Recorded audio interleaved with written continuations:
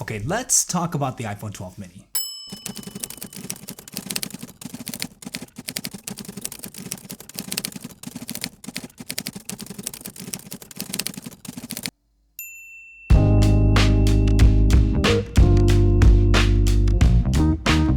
So the iPhone 12 mini is probably one of the most polarizing iPhones Apple has ever made. And a few weeks ago, I put up this poll on my YouTube community tab, basically asking anybody who saw it if they would ever personally buy the iPhone 12 mini. It got over 4,000 votes and 56% of them said that they would never buy Apple's newest device. And I think those results represent the broader consumer market, as numerous publications have confirmed that the iPhone 12 mini sales have been significantly lower than the other models that it launched with. And my first impression to that is, man, I get it. I've said this before, and to be completely honest, I probably wouldn't have pulled the trigger on the iPhone 12 mini either if I wasn't in the tech review space. But after picking up an iPhone 12 mini to review and using it for 3 months, I continue to be surprised at how much I love this phone. So today I want to talk about the main reasons why most people will never buy this phone, even though it's probably one of the best iPhones ever made. Now before we jump into the review, in case you're new here, I'm Jason. I would really appreciate it if you give this video a thumbs up. It really does help me out. And if you're a tech junkie like me, don't forget to subscribe so you don't miss out on any future reviews. Okay, first, and probably the main reason why most people are going to take a pass on this phone, is the size. While virtually all phones have evolved to get bigger and bigger, the iPhone 12 mini is a stark deviation from what most of us have grown accustomed to.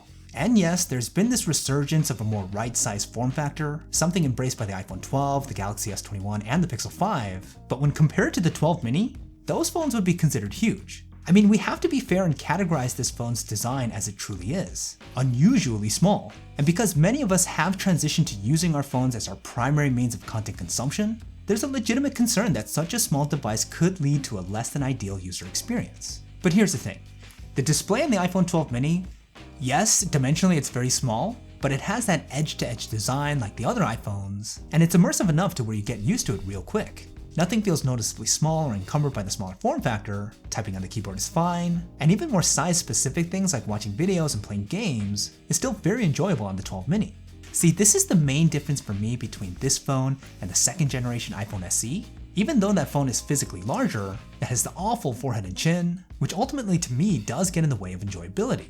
Plus, the display on the iPhone 12 mini is super high quality. It's an OLED panel that has a tiny uniform bezel all the way around, and it provides a premium viewing experience. And this is the area in which you're really not going to be able to appreciate it until you actually get the phone in your hands. But navigating around iOS with an iPhone this small, man, it's refreshing.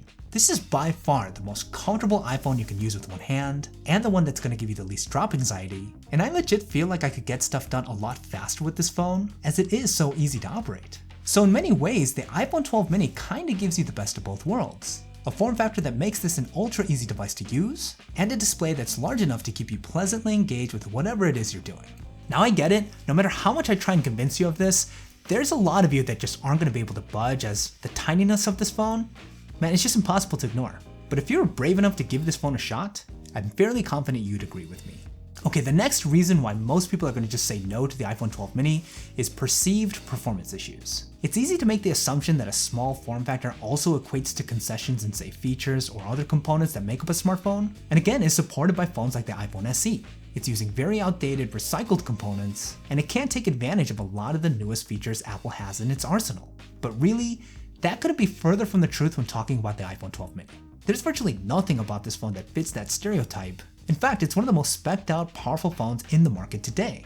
And the main reason for that is because it's equipped with Apple's latest chipset, the beastly A14 Bionic processor, which allows this tiny phone to punch way higher than its weight class. You're of course going to get the buttery smooth user experience when navigating around the UI, and even the most spec-intensive games don't even come close to phasing it. And probably the most important area of performance that the iPhone 12 mini gives you access to are the iPhone's cameras. The iPhone 12 camera suite is arguably considered the best in the market right now, and the images you're able to take with this phone are incredible.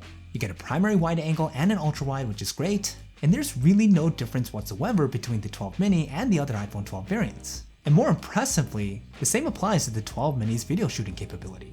Despite this phone being smaller than most candy bars, it can shoot 4K video in Dolby Vision HDR, and the footage is so good that it'll seriously blow your mind that a device this small is producing video at this caliber. The cameras on the 12 mini are probably its best selling point. Apple didn't take anything away here, And I swear, whatever limitations you thought this phone would have are pretty much eliminated once you start seeing what these cameras can do. Now there is one area of performance where, no lie, there are some limitations, and that's battery life.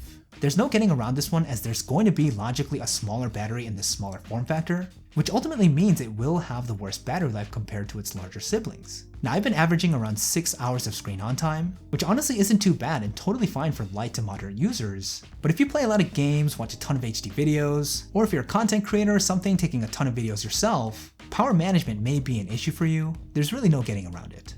And that brings me to the last reason why most people are going to say no thanks to this phone, and that's the price. At $699 US, it's actually pretty reasonable for all you're getting with this phone. But here's the main issue. You can get the regular size base model iPhone 12 for just $100 more. And with that being a relatively small price to pay, anyone that had even the slightest reservation about this phone now have an easy out that, let's face it, a lot of us are going to take. At the end of the day, the regular iPhone 12 is the safer bet, and it's easy to convince yourself that it's the better phone. And look, I'm not even going to contest that it's not, but hopefully this video helped inform you to make your own determination for the right reasons. There's a lot on the surface with the iPhone 12 mini that makes it easy to mischaracterize and dismiss, but don't be quick to pass the 12 mini off as a subpar phone, because for those who actually pulled the trigger and got it, they love it. And I can totally understand why. Okay, that's about it for this review. Don't forget to leave me a thumbs up if you guys found it useful. Again, I'd really appreciate it. Check out these dedicated reviews of the iPhone 12 mini if you're looking for more. Let me know your thoughts below, and I'll see you guys in the next one.